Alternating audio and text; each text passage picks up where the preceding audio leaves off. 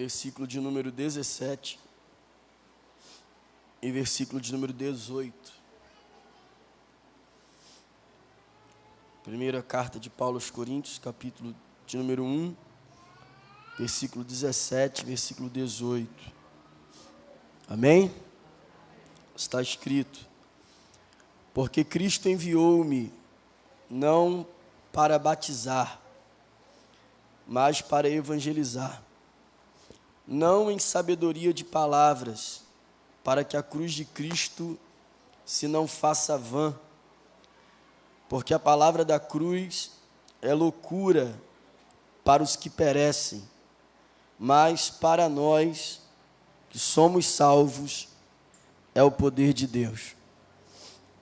Essas são palavras do apóstolo Paulo na sua primeira carta ao povo de Corinto, onde ele, nesses 2 versículos, fala sobre o seu chamado, e ele deixa muito claro que ele não tem nenhuma intenção de ser maior do que a mensagem que ele foi chamado para pregar.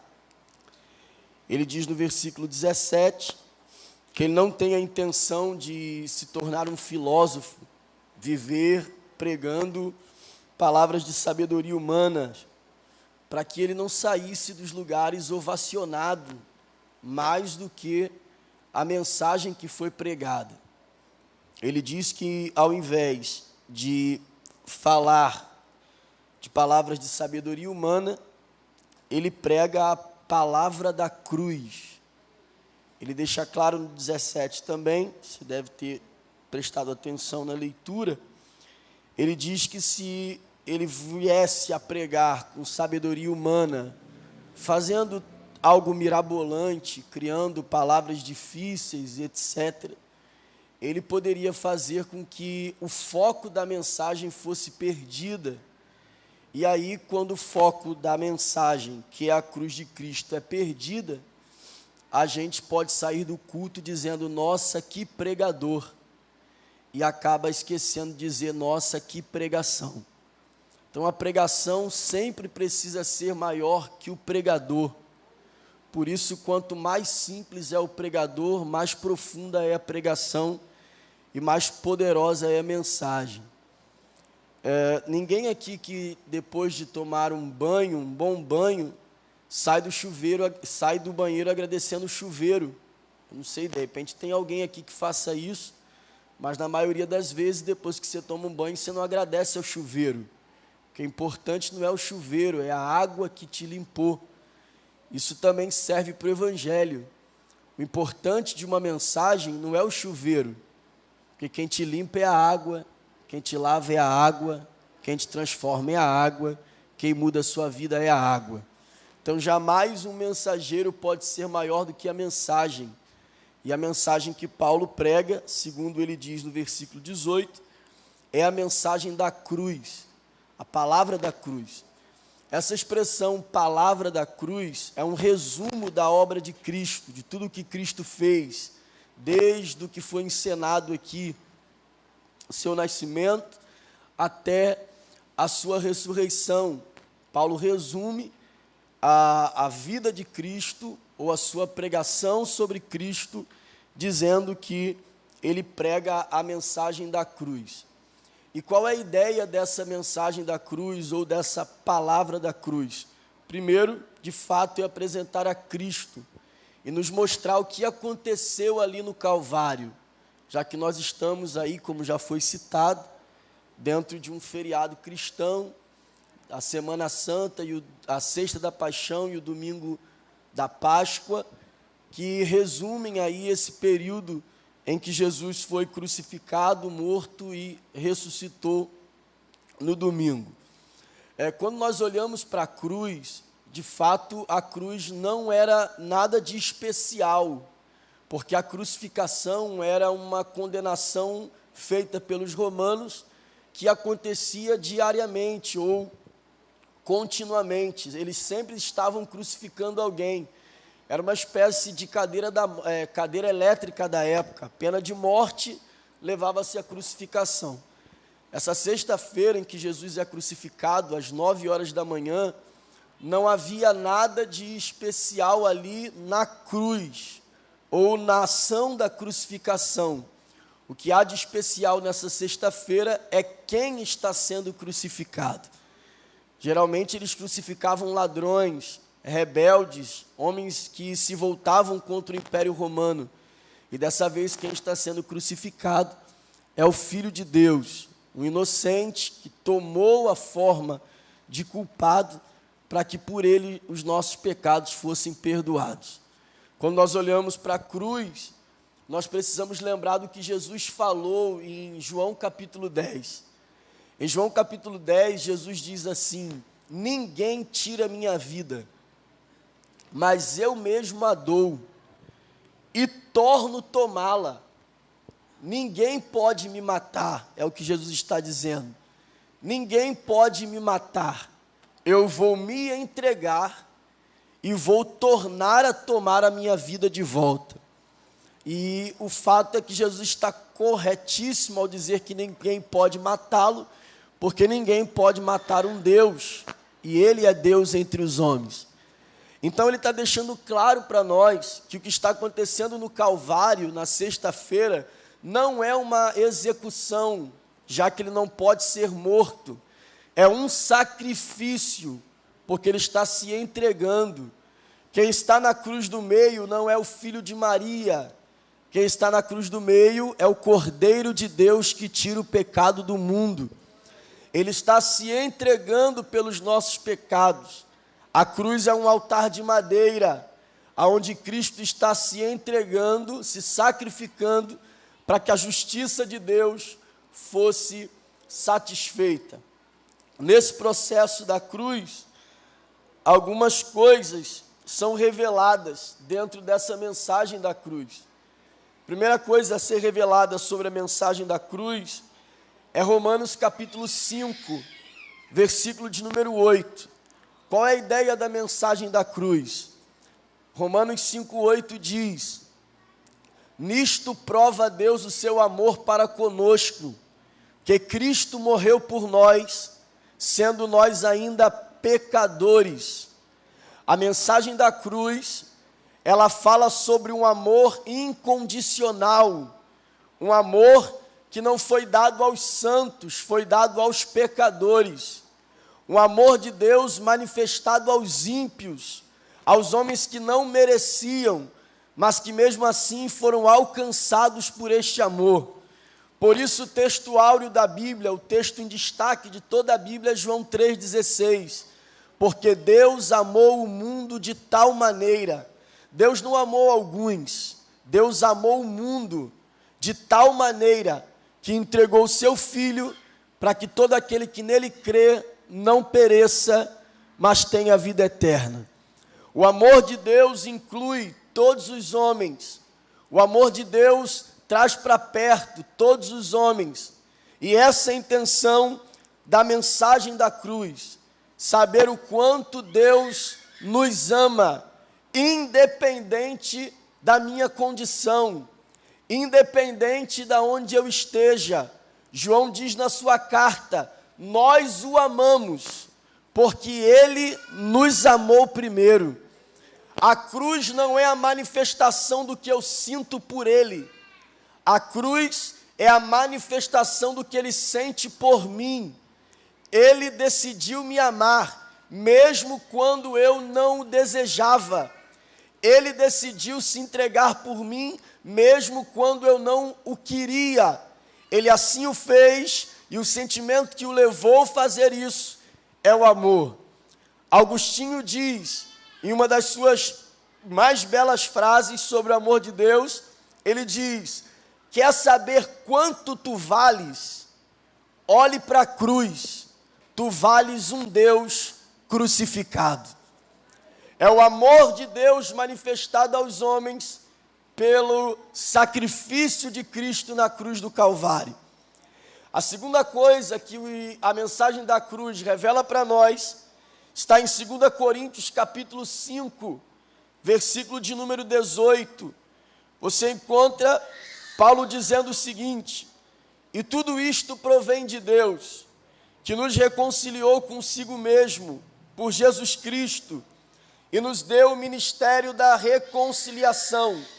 Isto é, Deus estava em Cristo, reconciliando consigo o mundo, não lhes imputando os seus pecados, e pôs em nós a palavra da reconciliação. Quando nós lemos Isaías 59, nós encontramos ali no primeiro e no segundo versículo uma hipérbole, que é um exagero para mostrar o quanto o homem estava distante de Deus.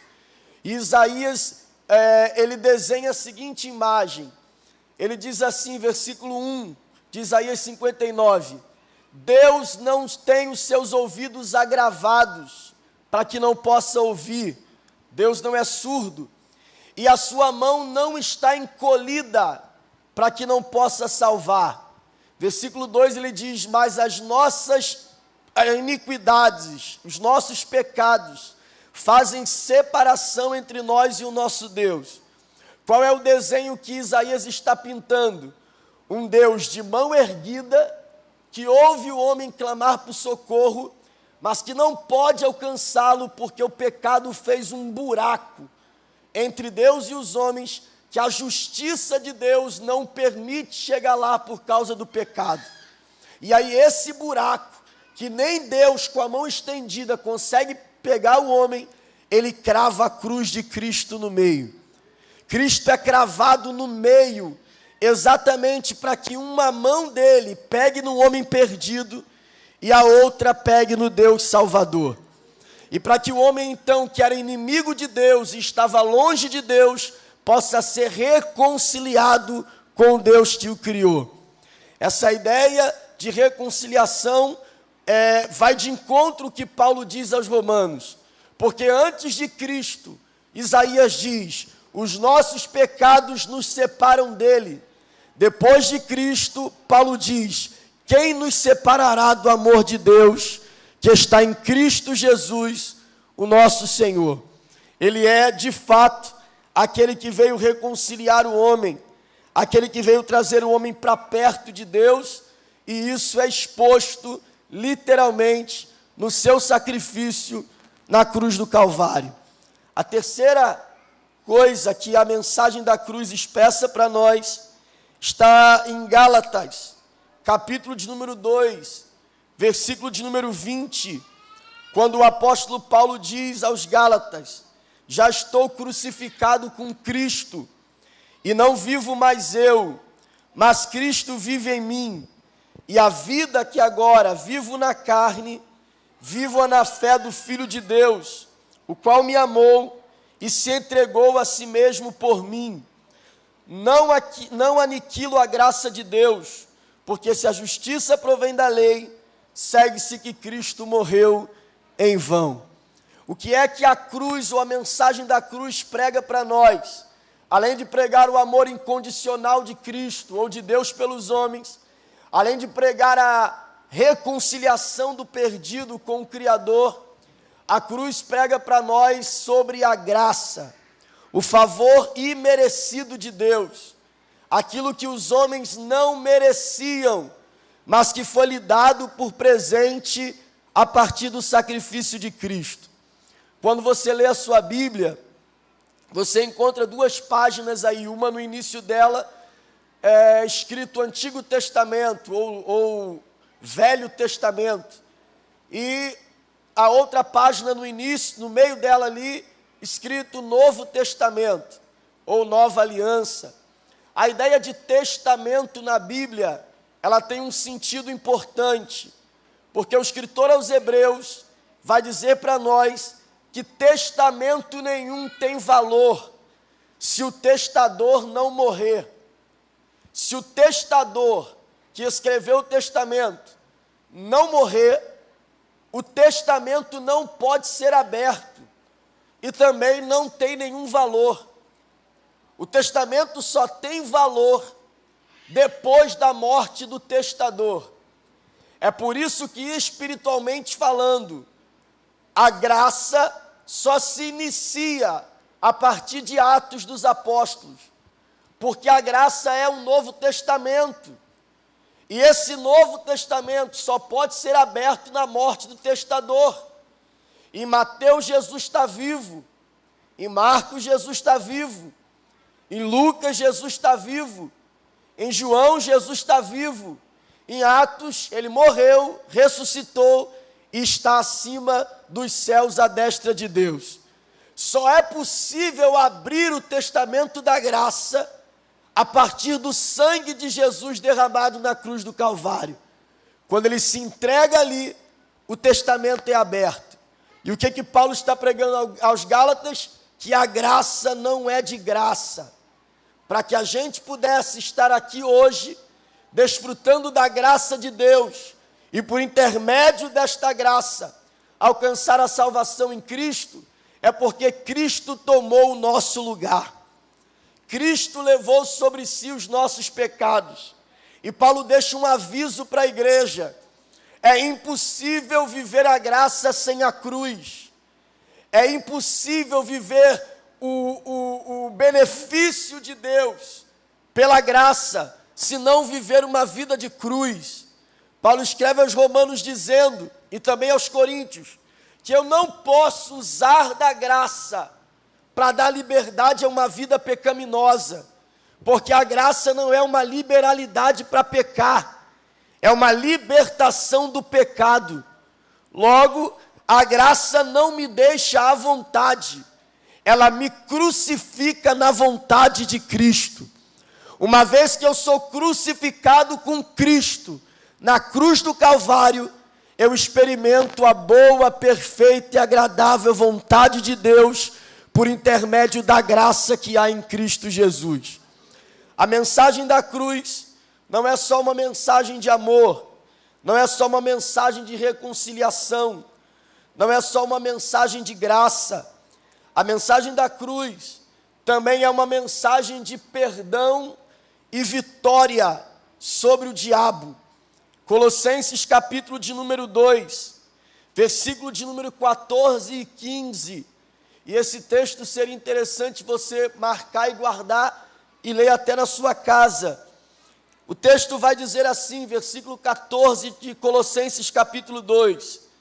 Havendo riscado a cédula que era contra nós, nas suas ordenanças, a qual de alguma maneira nos era contrária, ele atirou do meio de nós, cravando-a na cruz, despojando os principados e potestades, e expondo publicamente, e deles triunfou em si mesmo.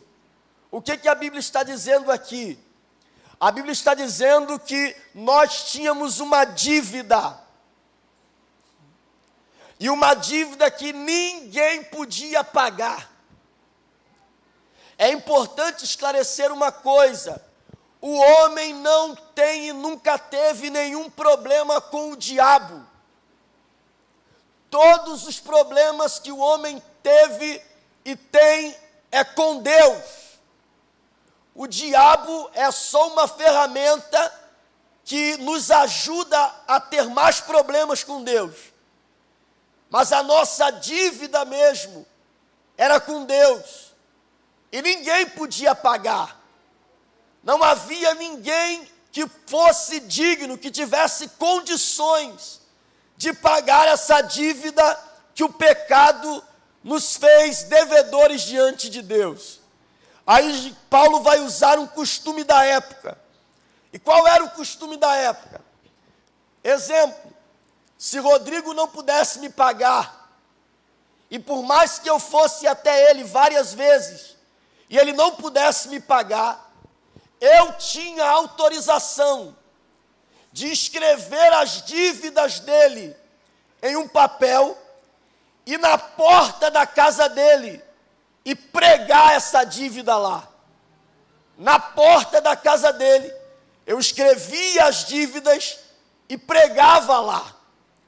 Logo, quem passasse pela rua, sabia logo, ali mora um devedor, ali mora alguém que não tem palavra, ali mora alguém desleal, ali mora alguém sem compromisso.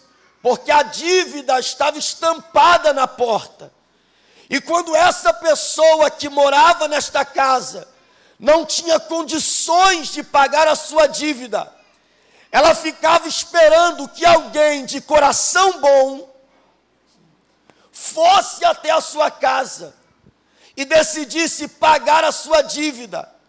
E como prova de que ele estava pagando a dívida do devedor, essa pessoa arrancava a dívida da porta e rasgava, dizendo para quem ainda tinha alguma ideia de que ele devia: não deve mais, estou pagando a dívida dele.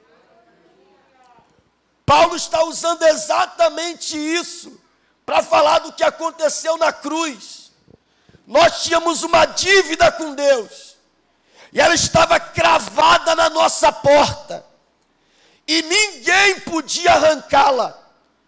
Em nós não havia condições nenhuma de pagar essa dívida, até que Cristo, por bondade, pegou a dívida que era contra nós, e a Bíblia diz, e ele cravou na cruz, rasgando a cédula que era contra nós.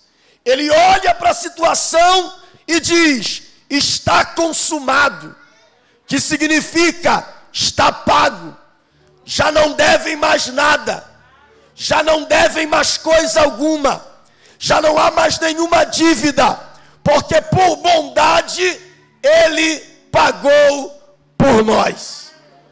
Oh, glória a Deus! Só que todo devedor, ele tem um acusador. Todo devedor tem um acusador. E esse acusador no mundo espiritual, você sabe quem é.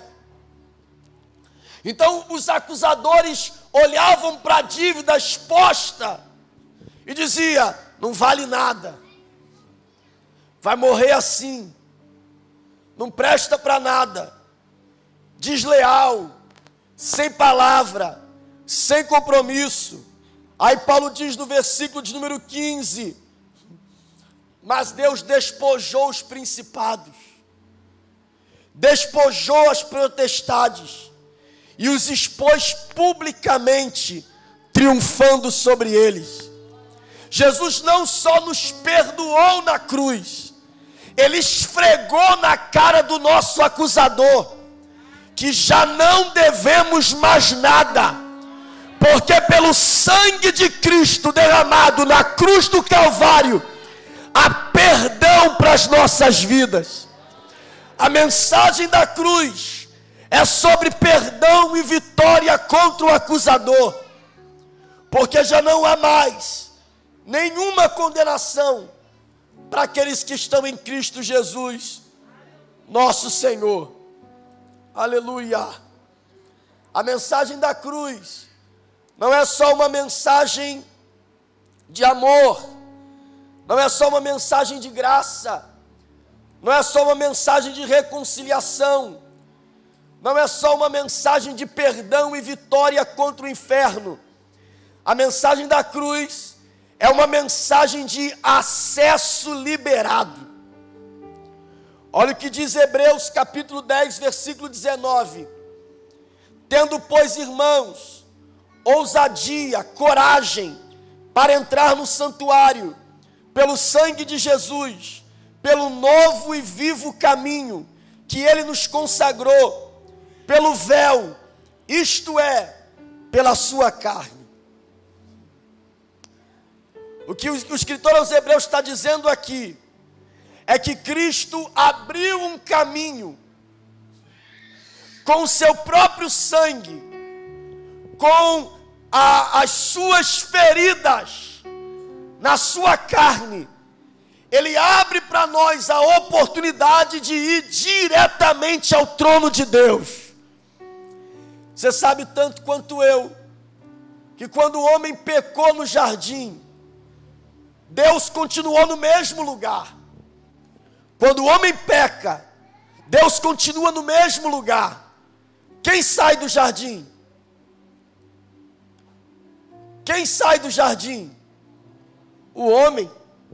Deus continua no mesmo lugar. Quem saiu? O homem. Quando Deus rasga o véu e abre caminho, não é para Deus sair. Glória a Deus. Deus não está preso do lado de dentro. Foi o homem que ficou preso do lado de fora. Quando ele rasga o véu, ele não está dizendo, eu estou livre. Quando ele rasga o véu, ele está dizendo, você está livre. O acesso está liberado.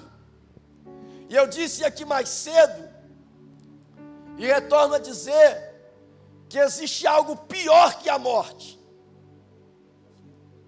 E o que pode ser pior que a morte?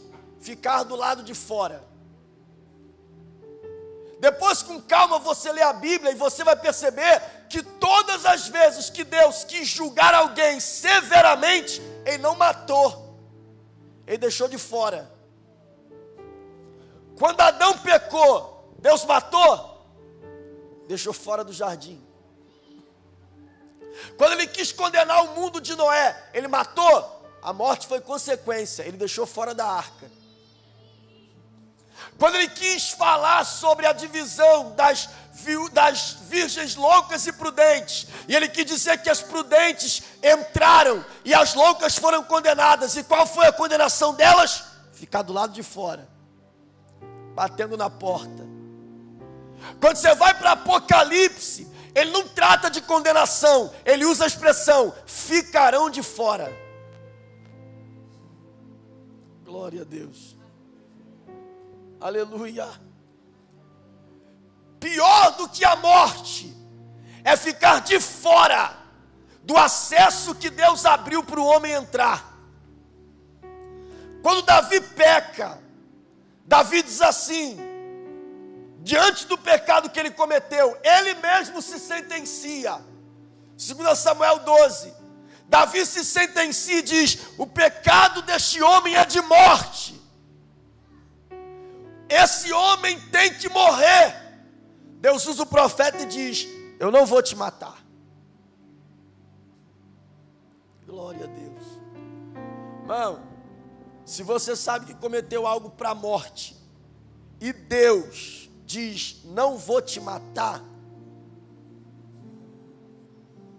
glória a Deus, tem alguma coisa pior do que morrer. Davi fica pensando, o que pode ser pior que a morte? Aí ele lembra de Saul. Quando Saul peca contra Deus, Deus não mata Saul, Deus só tira o espírito. E deixa Saul de fora da presença. E aí o mesmo Saul sem a presença reina sozinho, governa sozinho, vive sozinho e termina se suicidando. Porque a morte é só uma consequência daqueles que têm mais na sua vida presença. E Davi, olhando a situação de Saul e percebendo que viver sozinho, viver sem Deus é pior que morrer, ele escreve o Salmo 51 dizendo, não me lance fora, não retire de mim o teu espírito, me deixa sem trono, me deixa sem coroa, me deixa sem reinado, me deixa sem casa, mas não me lance fora da tua presença. Tem uma grande problemática entre essas pessoas que eu citei e a nossa geração. Qual é a grande problemática? Adão não podia entrar, porque havia querubins fechando a porta. O povo de Noé não podia entrar, porque a porta estava selada, do lado de dentro e do lado de fora. As loucas não podiam entrar, porque a porta estava trancada. Hoje só não entra quem não quer, porque nem porta tem mais. O véu foi rasgado, a entrada está liberada. E a gente só fica de fora do que Deus tem para nós se a gente não quiser. O véu foi rasgado. E o texto diz que foi rasgado de alto a baixo. Não foi rasgado de baixo para cima. Foi rasgado de cima para baixo, para mostrar que salvação não é obra humana. Ninguém pode se salvar de baixo para cima. A salvação é uma ação de cima para baixo, aonde o próprio Deus decidiu descer para pegar homens pecadores e levar para dentro do céu. Oh, glória a Jesus. O texto continua dizendo que a mensagem da cruz vai muito além de uma mensagem de amor, de uma mensagem de perdão, de uma mensagem de graça, de uma mensagem de reconciliação e vitória sobre o diabo, de uma mensagem que fale sobre acesso liberado. A mensagem da salvação, a mensagem da cruz, é uma mensagem de dignidade. Se você ler depois com calma, Apocalipse capítulo de número 5, versículo de número 3 em diante. Como tem um pouquinho de tempo, versículo 2 em diante. O texto diz: e vi um anjo forte, bradando com grande voz: quem é digno de abrir o livro e de desatar os seus selos? E ninguém no céu, nem anjo e nem demônio, ninguém na terra, nenhum ser vivo, e nem debaixo da terra, nenhum ser morto, podia abrir o livro e nem olhar para ele. Eu chorava muito, porque ninguém fora digno de abrir o livro, nem de ler e nem de olhar para ele. E disse-me um dos anciãos: não chores, eis aqui o leão da tribo de Judá, a raiz de Davi, que venceu para abrir o livro e desatar os selos. A mensagem da cruz é uma mensagem de dignidade, porque quando não havia ninguém digno, entre os anjos e demônios, entre os homens vivos, ou entre os mortos, Cristo, oh glória a Deus, que vivia entre os anjos, viveu entre os homens, esteve entre os mortos, saiu da sepultura, foi diante do trono de Deus e abriu o livro para salvar os vivos. A mensagem da cruz é uma mensagem de dignidade, em que mostra para nós que só Ele é digno. Só Ele é digno. E no céu há dois cânticos. Há dois cânticos no céu. E os dois cânticos do céu falam da natureza de Cristo, ou da natureza de Deus. O primeiro cântico no céu diz: digno é o que está sentado no trono e ao Cordeiro de receber honra, glória, louvor e adoração, e assim por diante.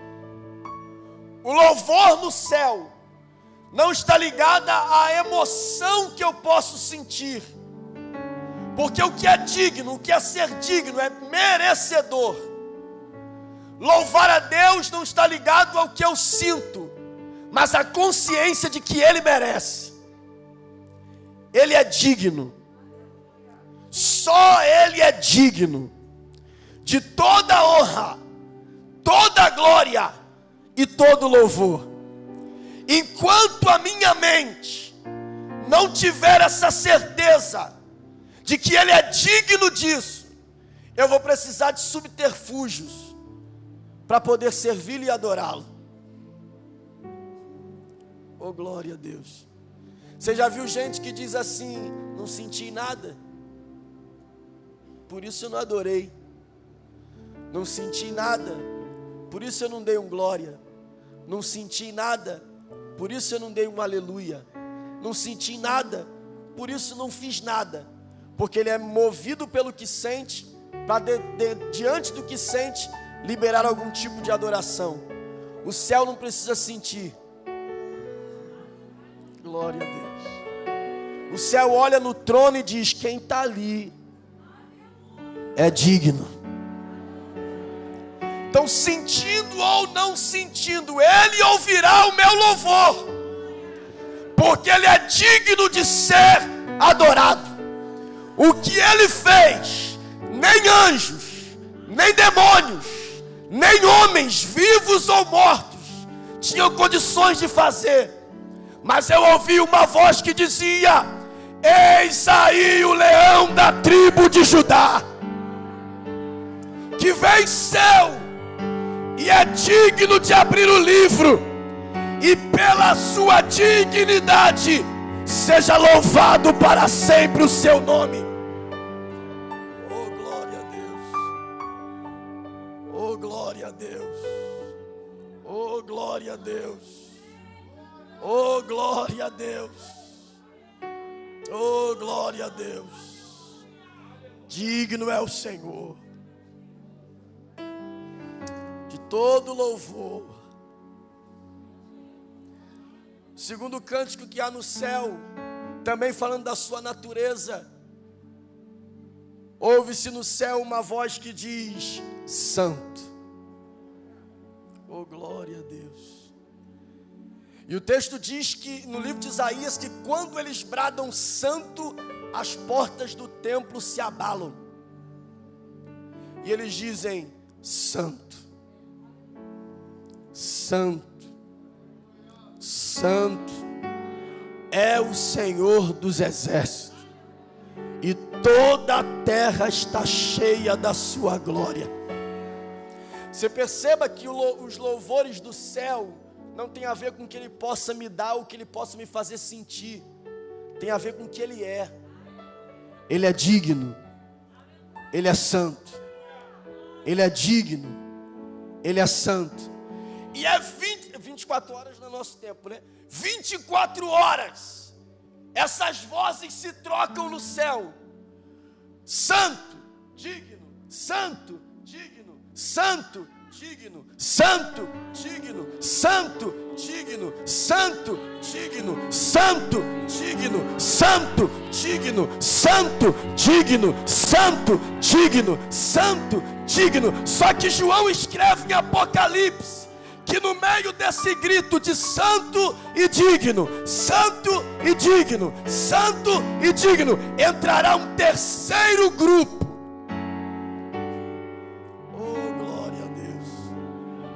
Haverá um terceiro cântico, e esse terceiro cântico não virá da boca dos serafins, nem dos querubins, nem das milhares e milhares de anjos. Esses cânticos, segundo João, virá da boca dos redimidos. Oh, glória a Deus.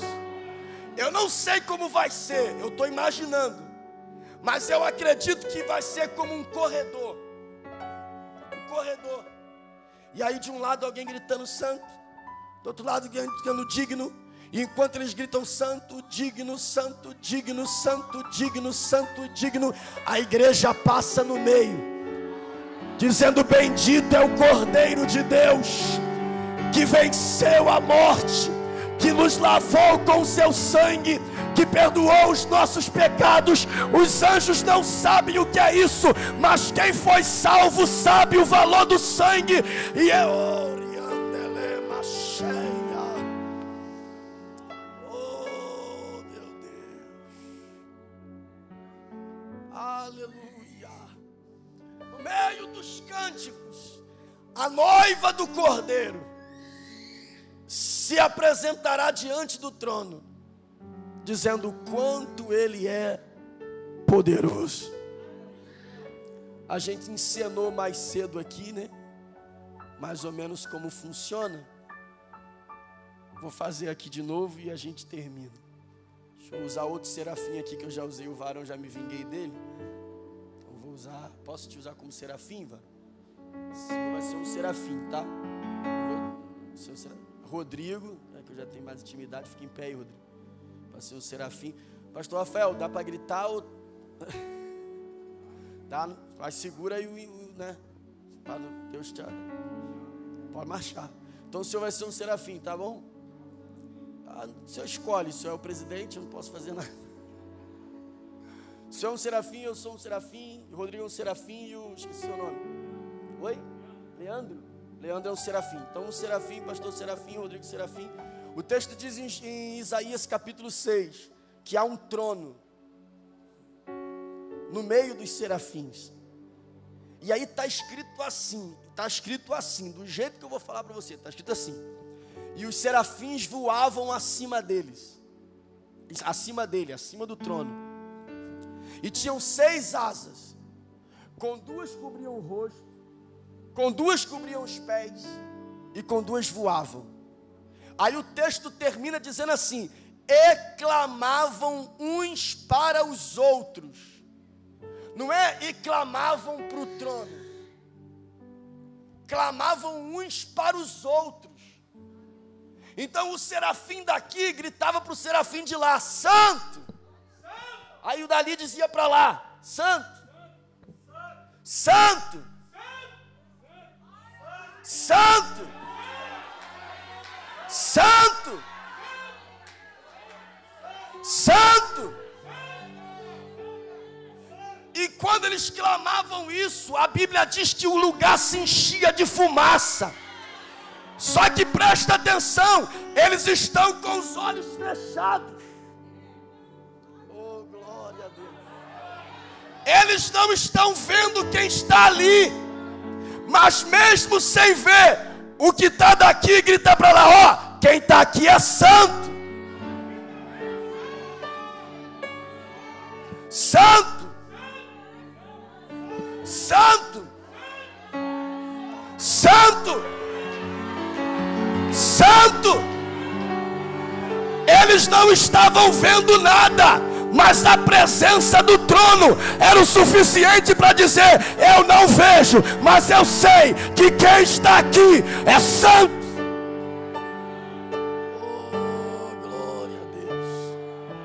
Obrigado. Vê se isso não é culto. Oh, glória a Deus. Vê se isso não é culto.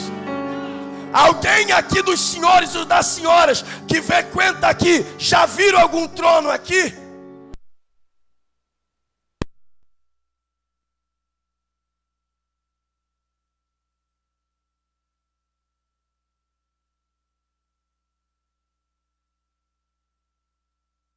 Algum trono? Já viram Deus aqui? Não viram, mas mesmo sem ver, de repente alguém daqui diz glória, aí o outro repete lá de trás aleluia, aí alguém da frente diz glória a Deus, aí o outro lá em cima diz louvado seja o nome do Senhor. Ninguém está vendo nada, mas todos nós temos a certeza: tem um trono aqui.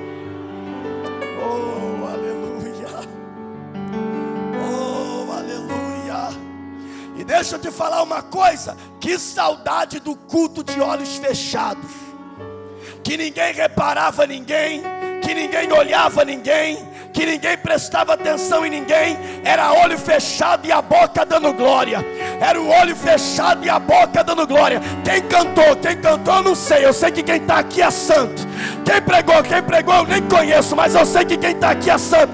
Eu não sei o que você veio fazer aqui, mas eu tenho a certeza: há um trono aqui entre nós. Há um trono aqui entre nós. Levante a sua mão, por favor.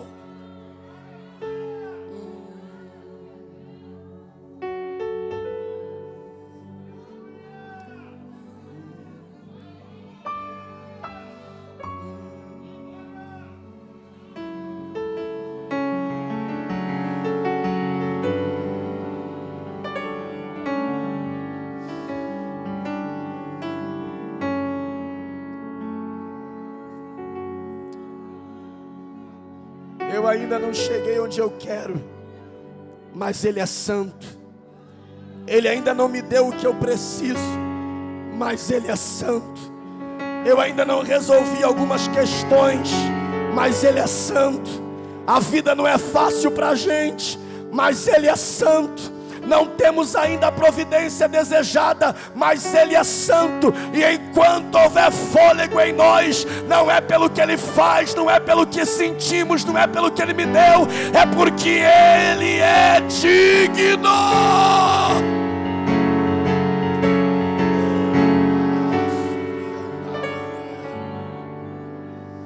Se coloque de pé, por favor.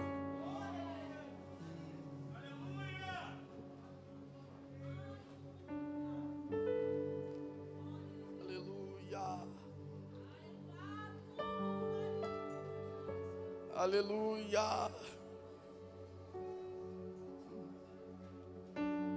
Feche os seus olhos. Um minuto só.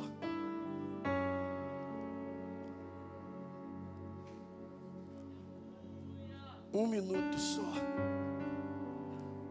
Experimente a fazer um culto como o dos serafins.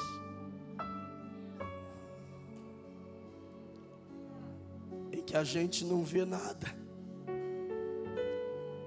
mas Ele é completamente santo, absurdamente santo, profundamente santo. Feche os seus olhos, um minuto, experimente fazer o culto dos anciãos.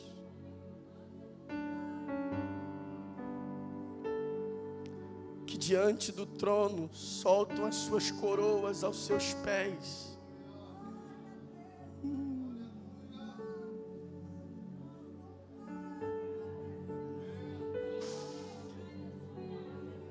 E o que sai da boca deles é digno. Digno é o Cordeiro que foi morto e reviveu. Eu convido a Inova esta noite, sentindo ou não sentindo nada, recebendo ou não recebendo nada, de olhos fechados, preparar aí uma palavra de adoração a esse Deus.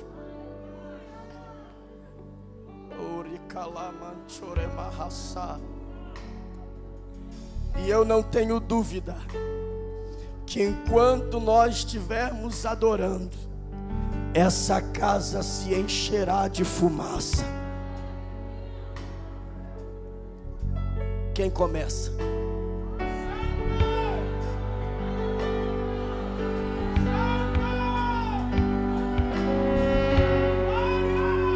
Quem começa?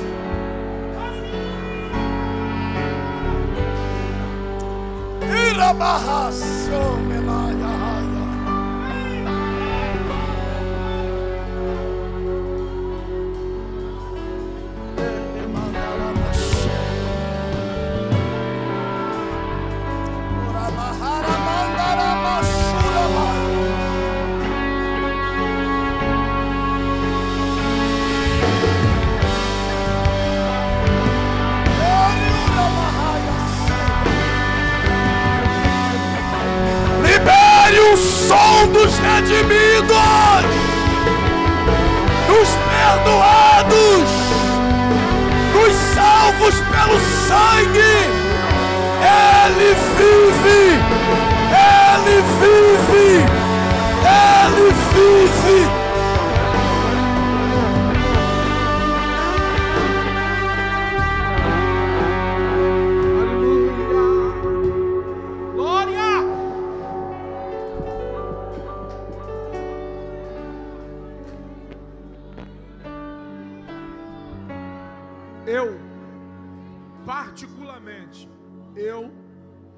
Particularmente, uns gritam digno, outros gritam santo.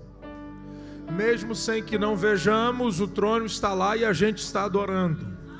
E aí o Tony falou que de um lado está alguém gritando santo, do outro está alguém gritando digno, e na ideia dele é um corredor. Até aqui, amém? E aí nesse corredor quem entra? Quem entra? Quem entra? A igreja. A igreja vai entrar gritando: bendito é o... Eu não me imagino não entrando nesse corredor. Eu não me imagino. Eu não me imagino de fora dessa festa. Eu não me imagino. A questão é, você entendeu o que Deus falou? De um lado tem serafins, do outro a milícia de anjos. Uns gritam digno, outros gritam santo. E o salmista disse: levantai, ó porta, vossas cabeças, levantai, ó entrada eterna. Jesus entrou no céu, a porta abriu, e agora só falta a igreja entrar nessa mesma porta. E a pergunta que não quer calar, você que me ouve pela internet ou você que está aqui na igreja: se imagina fora desse corredor? Se imagina longe da presença dele? Se imagina não poder entender o valor do sangue, do sacrifício? Você que me acompanha pela internet, é só você mandar uma mensagem para nós agora. Tem uma pessoa logada para conversar com você, te passar o meu número. E se você quiser se reconciliar com Cristo, é só mandar para nós uma mensagem. A você que está aqui na igreja, afastado, desviado, eu não sei como você entrou. Eu só sei que vai ter um corredor que eu estou a fim de entrar. E imagina o dia que a trombeta soar, eu entrando nesse corredor dizendo: digno, santo e eu bendito. Digno, santo e eu bendito. Digno, santo e eu bendito. Digno, santo e eu bendito. Digno, santo e eu bendito. Digno, santo e eu bendito é o Cordeiro. Tem alguém que está a fim de gritar bendito? Tem alguém que está afastado, que está longe, que quer se reconciliar com o Senhor? É só fazer um sinal com a mão e eu oro por você. Tem alguém? Tem alguém? Não tem? Não tem? Não tem? Eu sei que tem, mas eu não vou insistir. Feche os seus olhos. Pai, no nome de Jesus eu quero agradecer a Ti, ó Pai. Agradecer ao Senhor pela oportunidade que nos é dada de podermos estar na Tua casa e dizer: bendito. Muito obrigado, Jesus, pelo Teu sacrifício naquela cruz. Muito obrigado, ó Deus, por tudo que o Senhor fez a nós. Nós não éramos dignos e nem merecedores, mas hoje diante do digno te rendemos honra, glória, louvor para sempre. Ao caminho de casa que o Senhor te guarde. Ao caminho de casa que o Senhor te livre do homem mau. A caminho de casa que peste, praga, fome, seta não te alcance. Que a caminho de casa 1000 caia ao seu lado, 10.000 à sua direita, mas você não seja atingido. Ao chegar em casa, em paz se deitará e em paz se levantará, porque o Deus que você serve te faz habitar em segurança. Amanhã, quando se levantar, pois aos seus amados ele dá até enquanto dorme. Quando se levantar, não se levantará para o dia da dor, do luto, da vergonha ou do prejuízo. Antes se levantará para o dia que fez o Senhor. Se alegre nele, regozije-se nele. Eu declaro: esta semana será a semana de livramento e de boas notícias. Essa semana o Senhor visitará os seus, e se por algum acaso estiver alguém dos que me assistem aqui dentro ou pela internet, que o seu parente esteja entubado ou em estado grave, eu declaro que esta semana a saturação voltará ao normal e o nome do Senhor será glorificado e Deus arrancará gente do leito. A morte será paralisada, neutralizada, e a vida de Deus alcançará muitos para a glória do nome do Senhor. Eu te despeço com o grande amor de Deus, o nosso Pai, com a graça do nosso Senhor e Salvador Jesus Cristo, com as doces e meigas consolações do amigo, parceiro, ajudador Espírito Santo, não só hoje, mas para todos sempre. Todos digam...